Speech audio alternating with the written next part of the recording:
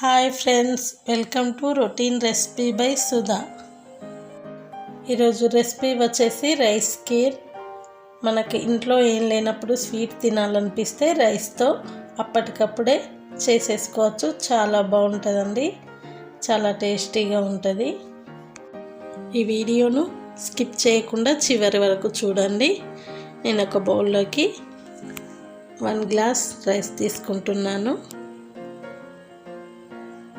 ఇక రైస్ని ఇప్పుడు మనం ఒకసారి వాష్ చేసుకుందాం. ఇలా వాష్ చేసుకొని ఒక కుక్కర్లో వేసుకుందామండి. ఇప్పుడు నేను ఇక్కడ 4 గ్లాస్ వాటర్ తీసుకుంటున్నాను. ఎందుకంటే 1 గ్లాస్ రైస్ తీసుకున్నాను కాబట్టి 4 గ్లాస్ వాటర్ తీసుకోవాలి. అప్పుడు రైస్ మనకు బాగా కుక్ అవుతుంది.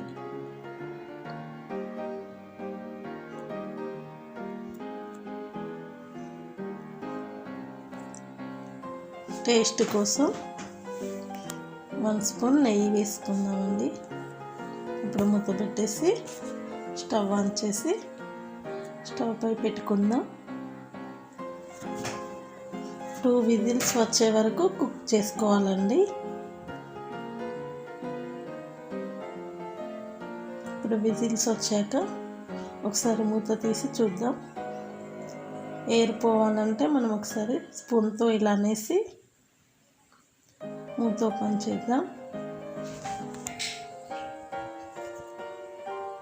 రైస్ ఇలా కుక్ కావాలండి.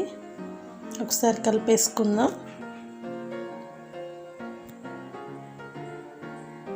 సరే, ఇలా అంతా కలిపేసి రైస్ని మనం ఇప్పుడు పక్కన పెట్టేసుకుందాం. స్టవ్ ఆన్ చేసి ప్యాన్ పెట్టుకుందాం. ఈ ప్యాన్లో నేను 1/2 లీటర్ పాలు తీసుకుంటున్నానండి. రైస్కి సరిపడేంది పాలు తీసుకుంటున్నాను. చిక్కటి పాలండి.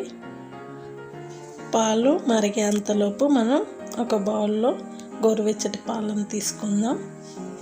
ఇందులో కస్టర్డ్ పౌడర్ 1.5 స్పూన్ వేసుకొని బాగా కలిపేసుకుందాం.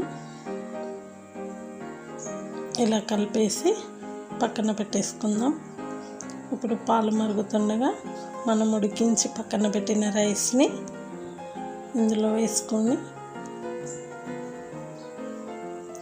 ఉండలు కట్టకుండా బాగా కలిపేసుకోవాలి.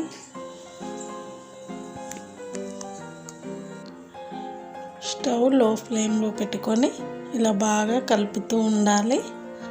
రైస్ అనేది ఉండలు కట్టకుండా ఉండడానికి కలుపుతూనే ఉండాలి.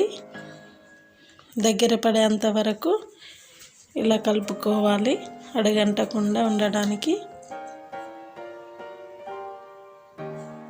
మన ఇంటికి ఎవరైనా గెస్టులు వచ్చినప్పుడు మన ఇంట్లో స్వీట్ ఏం లేకపోతే అప్పటికప్పుడు చేసి పెట్టొచ్చండి.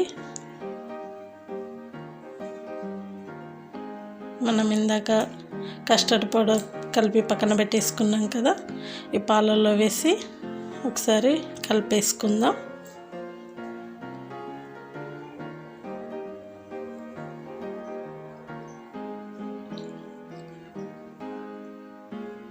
ఇలా కలుపుతూ ఉండాలి. చిక్కబడ్డదండి. ఇప్పుడు పక్కన పెట్టేసి మరో ప్యాన్ పెట్టుకొని కానీ ఎక్కాక 1 కప్పు షుగరు, ఇంకో 1/2 తీసుకుంటున్నాను. స్వీట్ ఎక్కువ తిన్నవారైతే 2 కప్ తీసుకోవచ్చు. ఇందులో వాటర్ యాడ్ చేయట్లేదు. ఈ షుగర్ గోల్డెన్ కలర్ వచ్చే వరకు ఇలా ఫ్రై చేసుకోవాలి.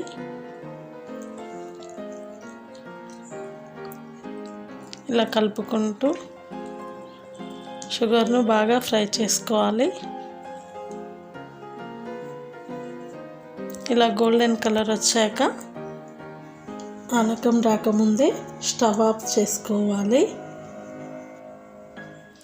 ఈ యొక్క క్యారమిల్ని మనం ఇప్పుడు రైస్ కీర్లో వేసి కలిపేసుకోవాలండి. మొత్తం ఒకసారి పోయకుండా కొంచెం కొంచెం పోస్తూ కలుపుతూ ఉండాలి. ఇలా గోల్డెన్ కలర్లో చాలా బాగా వస్తుంది. అంతా ఒకేసారి పోసేసరికి పైనకు పొంగులాగా వచ్చేస్తుంది. అందుకే కొంచెం కొంచెం పోస్తూ కలుపుకోవాలి. ఇలా కలిపేసుకోవాలి.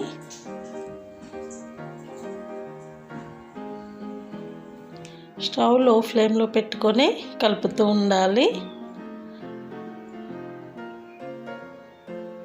ఇలా దగ్గర పడేంత వరకు బాగా కలుపుతూ ఉండాలి. ఫ్లేవర్ కోసం వేసేస్తున్నాను. మీ దగ్గర యాలకులు ఉన్నట్లయితే యాలకులు వేయండి, బాగా మంచి ఫ్లేవర్ వస్తుంది. ఇలా దగ్గర పడిన తర్వాత ఇప్పుడు స్టవ్ ఆఫ్ చేసుకుందాం. మన ఇంటికి ఎవరైనా గెస్టులు వచ్చినప్పుడు మన ఇంట్లో ఏం లేకపోతే ఈ రైస్తో అప్పటికప్పుడే స్వీట్ తయారు చేసి పెట్టొచ్చండి. మిమ్మల్ని వారు ఎప్పటికీ మర్చిపోరు, అంత టేస్టీగా ఉంటుంది. మనం ఇప్పుడు డ్రై ఫ్రూట్స్ని వేసుకుందాం. రైస్ కీర్ రెడీ అయిపోయిందండి. ఇప్పుడు స్టవ్ ఆఫ్ చేసుకుందాం. మీరు తప్పకుండా ట్రై చేయండి. ఒక్కసారి చేసుకున్నట్లయితే మళ్ళీ చేసుకోవాలనిపిస్తుంది, అంత బాగుంటుంది. నా వీడియో మీకు కనుక నచ్చినట్లయితే లైక్ చేయండి, షేర్ చేయండి, సబ్స్క్రైబ్ చేయండి, కామెంట్ పెట్టండి. Thank you for watching.